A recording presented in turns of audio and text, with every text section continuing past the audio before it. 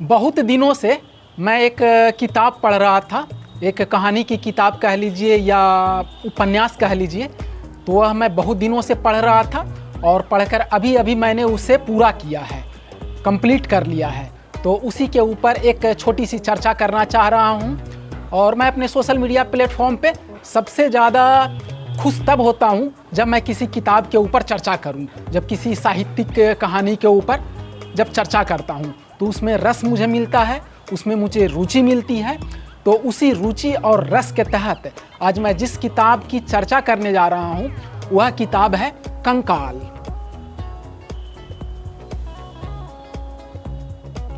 यह पुस्तक जो कंकाल नाम से है, इसके रचयिता हैं जयशंकर प्रसाद। जयशंकर प्रसाद हिंदी साहित्य के बहुत बड़े लेखक माने जाते थे और इनका काल लगभग 100 साल पहले का हुआ करता था। यानी आज से ठीक 100 साल पहले ये साहित्य के क्षेत्र में बहुत बड़े लेखक माने जाते थे।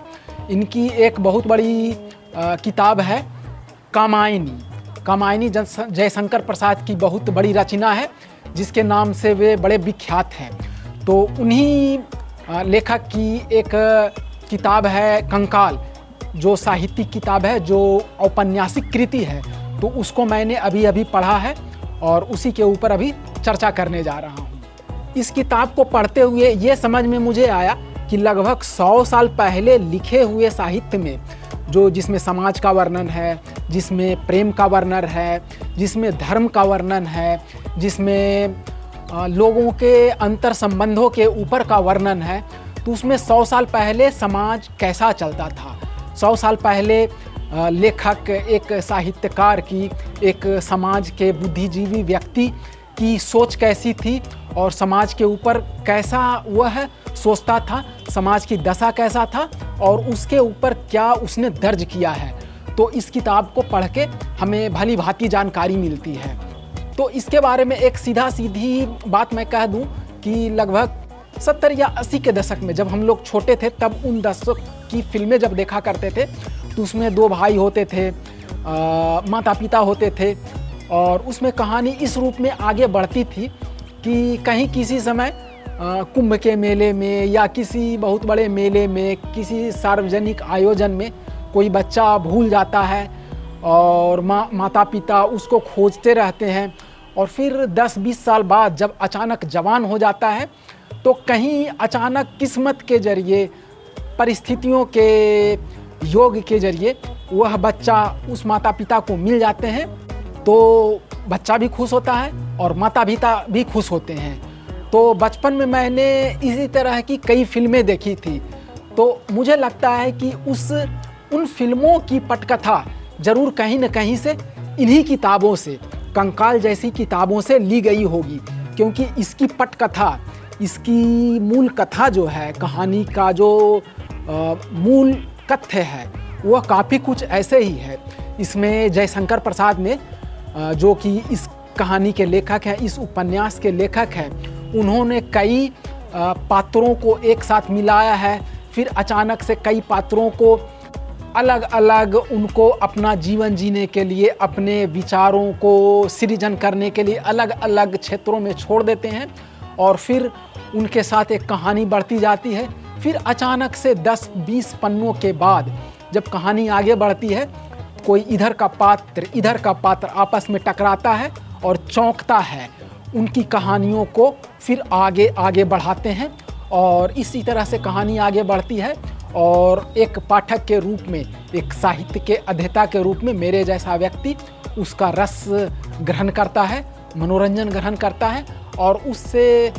लेखक ने जो बीच बीच में टिप्पणी दी है समाज के ऊपर, धर्म के ऊपर, वह कुछ सीखता भी है। मूल रूप से इस किताब की कहानी इसी पृष्ठभूमि के ऊपर है कि कई पात्रों को एक साथ, लेखक ने पात्रों को एक साथ मिला दिया है और उसके बाद एक नई कहानी बढ़ती जाती है जो कंकाल के नाम से उपन्यास के रूप में यहाँ पे दर्ज है। लेकिन इस कहानी को पढ़ते हुए मुझे कई जगह पे लगा है कि इसमें जयशंकर प्रसाद ने इतने पात्रों का समायोजन कर दिया है कि कभी कभी एक भ्रम सा उत्पन्न हो जाता है, एक डाउट सा होने लगता है कि कौन पात्र कहाँ का है, कहाँ का पात्र कब आके मिला है। तो इसलिए इस कहानी को बहुत ही बारीकी से पढ़ने की ज़रूरत है,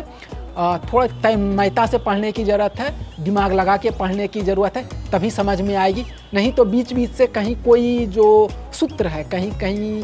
कहानी का जो मूल तत्व है उसको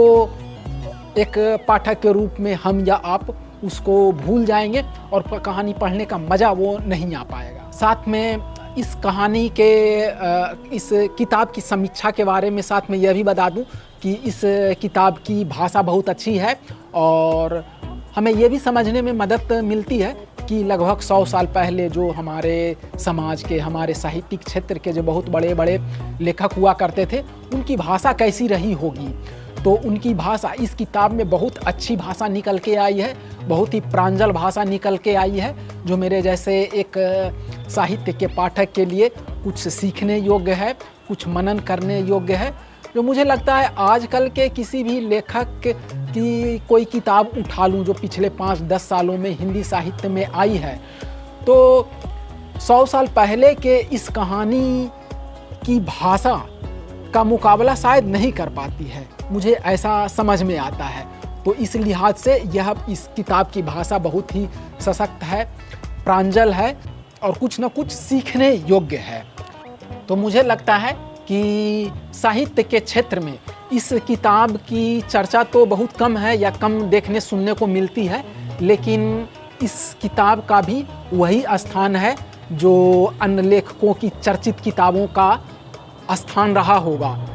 कंकाल साहित्य की मुझे ऐसा लगता है कि एक अनुपम कृति है। इसके कथ्य को लेकर, इसकी कहानी की भाषा को लेकर, इसके भावना को लेकर, जो धर्म के क्षेत्र में, जो साहित्य के क्षेत्र में, जो समाज के क्षेत्र में और उस समय के समाज के संबंधों, लोगों के, स्त्री पुरुष के संबंधों के ऊपर जो हल्की सी छुअन, ये हल्का सा जो लेखक ने टटोला है संबंधों की परिभाषा जो इसमें परिभाषित की गई है इस कहानी के माध्यम से, वह मुझे लगता है प्रशंसनीय है और एक पाठक के रूप में पढ़ने योग्य है और बहुत कुछ सीखने योग्य है। तो यह किताब एक अच्छी किताब है और यह किताब पठनीय भी है, पढ़ी जा सकती है और अपना समय साहित्य के साथ बढ़िया तरीके से, मनोरंजनपूर्ण तरीके से बिताया जा सकता है। जय हिंद।